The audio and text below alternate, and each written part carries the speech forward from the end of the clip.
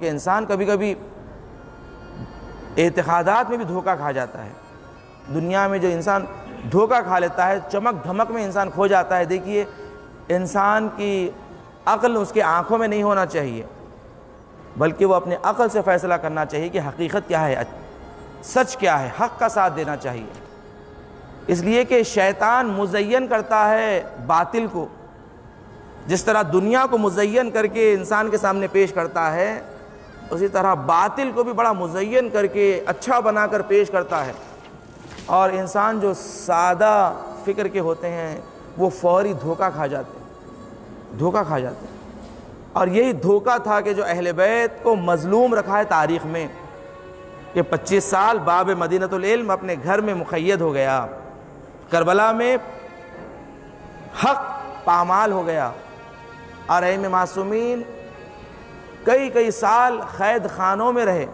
اور اسی طرح غیبت طولانی امام کی اسی دھوکہ کھانے کی وجہ سے، کہ انسان دھوکوں میں گرفتار ہے، دھوکے میں فریب میں. عزیزان گرامی دیکھیں، ایسے ہی ایک واقعہ آپ کے سامنے نقل کروں کہ ایک مقام تھا کہ جہاں پر لوگ امام کے لیے کثرت سے دعا کرتے تھے، کثرت سے دعا کی جاتی تھی. امام زمانہ کے لیے دعائے ندبہ ہوتی، دعائے عہد پڑھی جاتی، لوگ تڑپ کر آنکھوں سے آنسو بہتے ہیں.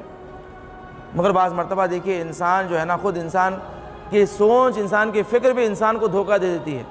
تو وہ لوگ کہنے لگے کہ ہم تو اتنے منتظر ہیں مولا، ہم آپ کے کتنا انتظار کرتے ہیں، آپ کا ظہور کیوں نہیں ہوتا ہے. ایک مرتبہ امام اس شخص کے خواب میں آئے اور آ کر کہا کہ تم کہہ رہے ہو کہ تم تیار ہو ہمارے لیے، ہم تمہارا امتحان لیں گے. کل تم سارے تمہارے گاؤں کے جتنے افراد ہیں ان سے کہو کہ فلاں مکان پر جمع ہو جائیں، کل امام وہاں آنے والے ہیں اور تم سے ملاقات کریں گے. بس لوگوں کو یہ کہے کر جمع کرو، اور ساتھ ساتھ اپنے ساتھ 2 بکروں کو ساتھ لے کر آئیں، 2 بکرے لے کر آئیں، اور چھت پر وہ دونوں بکروں کو چھپا کر رکھیں اور کسی کو اس کی خبر نہ کریں. امام نے اس شخص کو یہ کہا. یہ واقعہ مشہور واقعہ ہے، جب وہ شخص نے سارے لوگوں کو کہا کہ مبارک ہو، یعنی خوش نصیبی ہے ہماری کہ کل امام ہم سے ملاقات کریں گے، کل ملاقات کریں گے. سارے لوگ خوشحال ہو کر جمع ہو گئے کہ اب تو ہمارا امام آئے گا، اب امام سے ملاقات کریں گے تو کہیں گے مولا ہم اپنی جان دینے کو تیار ہے، اب آپ آ جائیے. جب کربلا میں زیارت وارثہ پڑھتے ہیں، اے کاش میں کربلا میں ہوتا، میں اپنی جان کو قربان کر دیتا، یا لیتنی کنت معکم فافوز معکم، جو ہم کہتے ہیں زیارت وارثہ میں. سارے لوگ جمع ہو گئے. وہ شخص اپنے ساتھ 2 بکروں کو بھی چھت پر لا کر رکھ دیا. اس کے بعد امام نے اس شخص سے کہا کہ جو لوگ نیچے انتظار کر رہے ہیں ان میں سے کسی ایک شخص کو اوپر بلائے. وہ شخص اوپر بلاتا ہے ایک شخص کو. اوپر آنے کے بعد سارے لوگ دیکھتے ہیں کہ ایک شخص اوپر گیا ہے چھت پر. جانے کے بعد امام نے اس شخص کو کہا یہاں رک جائے. اس کے بعد امام نے حکم دیا جو 2 بکروں میں سے ایک بکرا کیا کریں، ذبح کریں. بکرے کو ذبح کیا گیا تو اس چھت کے اوپر سے جو نالا تھا وہ جب بہا، وہاں سے خون بہنے لگا. لوگ دیکھ کر تعجب کرنے لگے یہ کیا ہوا. پھر امام نے کہا دوسرے شخص کو بلائیں. دوسرے شخص کو بلایا گیا. بلانے کے بعد دوسرے شخص کو بھی امام نے کہا کہ یہاں رک جائے خاموش. پھر امام نے کہا اب دوسرے بکرے کو ذبح کریں. ابھی لوگ اوپر نہیں دیکھ رہے ہیں کہ چھت کے اوپر کیا ہو رہا ہے. اب دوسری مرتبہ جب نالے سے خون بہا، جو لوگوں نے خون کو دیکھا، اب امام نے کہا اب جا کر دیکھو نیچے. وہ شخص جب جا کر دیکھتا ہے وہاں پر کوئی شخص ٹھہرا ہوا نہیں ہے. سارے کے سارے لوگ فرار کر لیے، سارے لوگ بھاگ گئے. پھر امام نے کہا دیکھو یہ ہمارے چاہنے والے ہیں، یہ ہمارے منتظر ہیں کہ جو خالی فقط خون دیکھا تو دیکھ کر بھاگ گئے. یعنی ہمارے چاہنے والے ایسے ہوں کہ اگر ہم بولے کہ تم اپنی جان دے دو تو جان دے دیں، اپنی جان دے دینے کا حکم کر دیں تو جان دے دیں.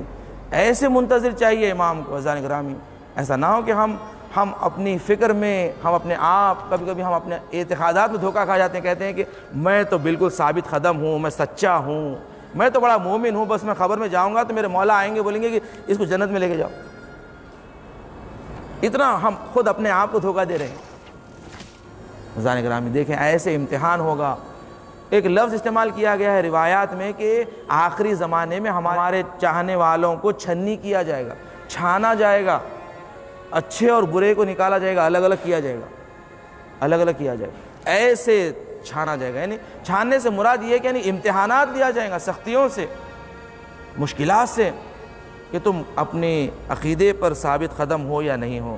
عزیزان گرامی دیکھیں یہ ثابت عقیدہ ہے یا نہیں ہے، اگر آپ کو دیکھنا ہے تو دیکھیں آج وہ جو جوان جو جناب زینب سلام اللہ علیہ کے حرم میں اپنی جانوں کو قربان کرتے ہیں، شہید حججی جیسے لوگ، دیکھیں جب ان کا گلا کاٹنے کے لیے لے جا رہے تھے، ان کی آنکھوں میں ایسا نور ایمان تھا، چمک رہا تھا کہ ذرہ برابر ڈر اور خوف نہیں، یعنی یقین ہے، کیونکہ ہم نے جب وعدہ کیا تھا یا لیتنی کنت معکم، کہ کاش میں آپ کے ساتھ ہوتا تو جان دیتا، شہید حججی جیسے لوگوں نے کہا کہ یہی موقع ہے کہ جہاں جان دینے کا موقع ہے۔ یعنی دل میں شکر خدا کا ایک ولولہ تھا کہ پروردگار شکر کہ تو نے وہ میری بات کو صادق کر دکھایا، سچا کر دکھایا، آج میں تیار ہوں میری جان دینے کے لیے۔ عزیزان کرام یہ جوانوں نے واقعاً سبق دیا ہے کہ دیکھو عقیدہ ہو، اعتقادات ہو تو ایسے پختہ ہو۔ عزیزان کرام یقیناً یہ سب جذبہ آیا ہے کربلا والوں سے ہی آیا ہے۔